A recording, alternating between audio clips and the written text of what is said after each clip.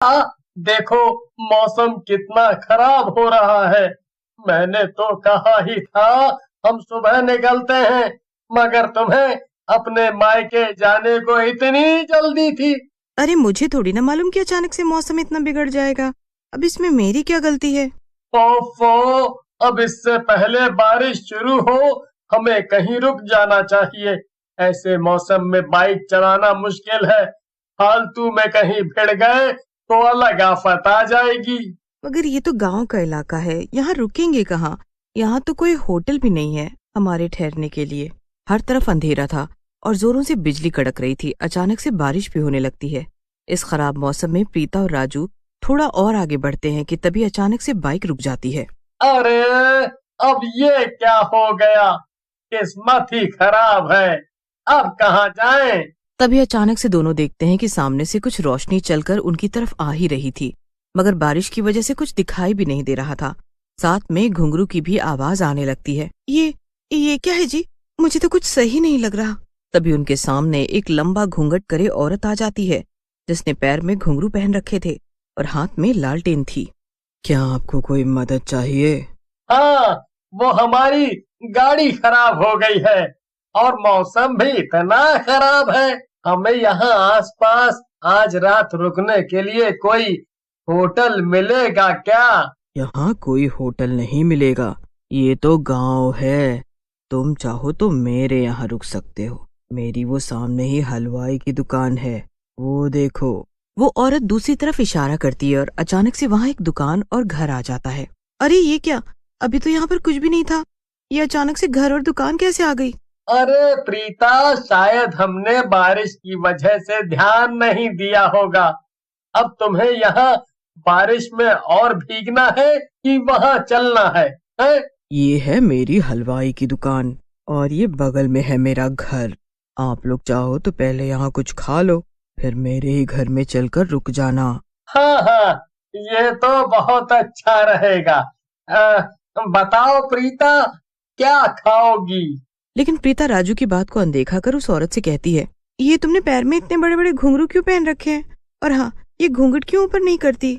वो दीदी, ये पायल तो मेरे पैर में कब से फंसी हुई है, ये निकलती ही नहीं है। मुझे भी इससे बहुत परेशानी होती है, मगर क्या कर सकते हैं। और ये घूंघट, ये तो हमारा रिवाज है, रिवाज। क्या प्रीता, तुम भी, तुम्हें उसके घूंघट से क्या? अच्छा, सुनिए, आप हमें ये बताइए, आप हलवाई हैं तो आपके होटल की सबसे मशहूर मिठाई कौन सी है? जी, हमारे होटल की खास जलेबी खाना मत भूलिए। मैं इस गांव की सबसे मशहूर हलवाई हूँ और मेरी जलेबी खाने दूर दूर से लोग आते हैं। वो औरत होटल की रसोई में जाती है और गर्मा गर्म जलेबियां बनाने लगती है।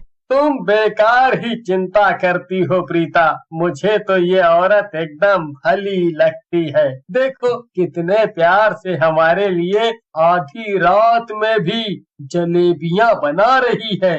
मुझे नहीं पता, मुझे तो इस औरत पर ही शक हो रहा है। तभी राजू और प्रीता बाहर बारिश की तरफ देखते हैं और ये देखकर हैरान हो जाते हैं कि एक आदमी बाहर खड़ा होकर उन्हें घूरे जा रहा था और उन्हें चुपचाप बाहर आने का इशारा कर रहा था। अरे वो देखो प्रीता, वो आदमी हमें बाहर आने को कह रहा है। क्या पता उसे कोई मदद चाहिए हो। मैं अभी देख कर आता हूँ, तुम यहीं रुको।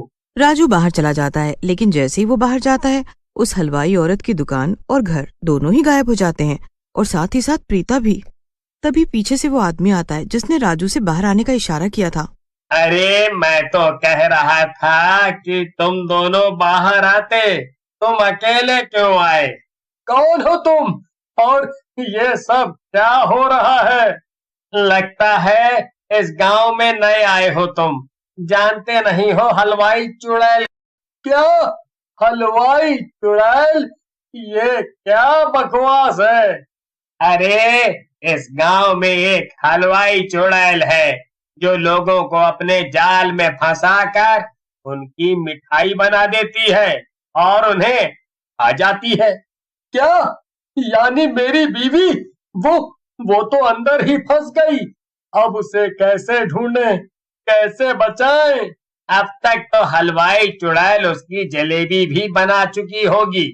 तुम क्या बेवकूफ हो, तुम्हें इतना भी नहीं पता कि अनजान लोगों से मदद नहीं लेनी चाहिए और ना ही दूसरों के काम में टांग अड़ानी चाहिए, इसीलिए तुम्हारी बीवी फंस गई। खैर, मैंने तुमको तो बचा ही लिया।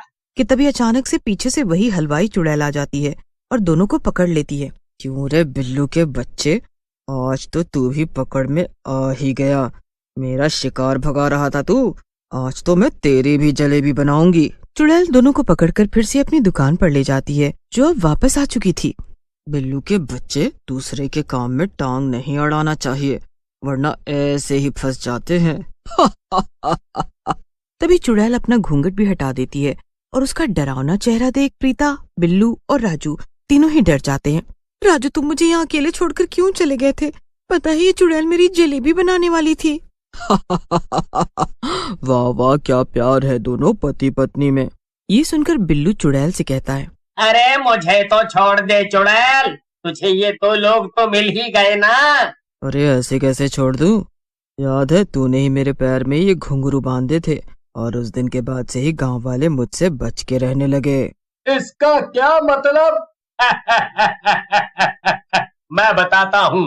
वो दरअसल इस चुड़ैल से गांव के सभी लोग परेशान थे, तो मैंने उन सबको आइडिया दिया कि चुड़ैल के पैर में घुंघरू यानी घंटी बांध दी जाए, जिसकी मदद से जैसे ही ये चुड़ैल पास आएगी सबको पहले ही खबर हो जाएगी। ओह, तो इस वजह से आपके पैरों में इतने बड़े घुंघरू हैं, अब समझ में आ गया। हाँ, और तब से ही गांव के लोग मेरे झांसे में फंसना बंद हो गए। बिल्लू के बच्चे, आज तो मैं तुझसे इसका बदला लेकर रहूंगी। इसके बाद चुड़ैल तीनों को बांध देती है और रसोई में लेकर चली जाती है, जहाँ बड़ी सी कढ़ाई में तेल गर्म हो रहा था और एक बड़े से पतीले में चाशनी भी रखी थी। अब तो मैं तुम तीनों को इस चाशनी में डालूंगी और तुम्हारा गर्मा गर्म हलवा बना दूंगी, मजा ही आ जाएगा। इतना कहकर चुड़ैल हलवा बनाने की तैयारी में व्यस्त हो जाती है। राजू जी, कुछ करिए ना, हमें यहाँ से भागना ही होगा, कैसे भी करके। राजू प्रीता बात कर ही रहे थे कि इतने में बिल्लू खड़ा होकर बाहर की तरफ भागने लगता है और चुड़ैल गुस्से में जाकर उसे पकड़ लेती है। यहाँ से भागना इतना आसान नहीं बिल्लू, आज तो मैं सबसे पहले तुझे ही पका कर खाऊंगी, चल आजा। देखते ही देखते चुड़ैल बिल्लू को कढ़ाई में डाल देती है और उसका हलवा बनाकर खा जाती है। ये नजारा देखकर प्रीता राजू से कहती है, लगता है हमारे भागने का प्लान इतना अच्छा भी नहीं था। देखा नहीं जी, क्या हाल किया उस चुड़ैल ने उस आदमी का। तभी चुड़ैल गुस्से में प्रीता और राजू की तरफ देखती है और उनसे कहती है, तुम दोनों ने चालाकी करने का नतीजा तो देख ही लिया होगा, उम्मीद है तुम ऐसी गलती नहीं करोगे। हाँ चुड़ैल जी, हम कहीं नहीं भागेंगे। तो फिर अब बताओ, तुम दोनों की कौन सी मिठाई बनाऊं? अब तो हमारे पास एक ही रास्ता बचा है प्रीता। राजू आगे प्रीता से कुछ नहीं कहता और सीधा चुड़ैल के उल्टे पैरों पर गिर जाता है। राजू प्रीता को भी इशारा करता है ताकि वो भी राजू के साथ चुड़ैल के पैर छुए। हाँ हाँ, मैं भी आपके पैर छूती हूँ, हमें जाने दीजिए, हम दोबारा कभी यहाँ इस गांव में नहीं आएंगे, हम कभी नहीं गुजरेंगे इस गांव से। इस सब का कोई फायदा नहीं होने वाला, मैं तुम दोनों को खा जाऊंगी। चुड़ैल को लग रहा था कि प्रीता और राजू ने हार मान ली, मगर ऐसा कुछ नहीं था। राजू कस के चुड़ैल का पैर पकड़ता है और उसे सीधे पीछे रखी गरम तेल की कढ़ाई में डाल देता है। बचाओ बचाओ, गरम गरम तेल, अरे बचाओ कोई। और उसी में चुड़ैल को जलने देता है। राजू जी चलिए, यहाँ से जल्दी से भागते हैं। राजू और प्रीता तुरंत वहाँ से 9 2 11 हो जाते हैं और उस दिन के बाद से कभी भी गांव में हलवाई चुड़ैल नहीं दिखती।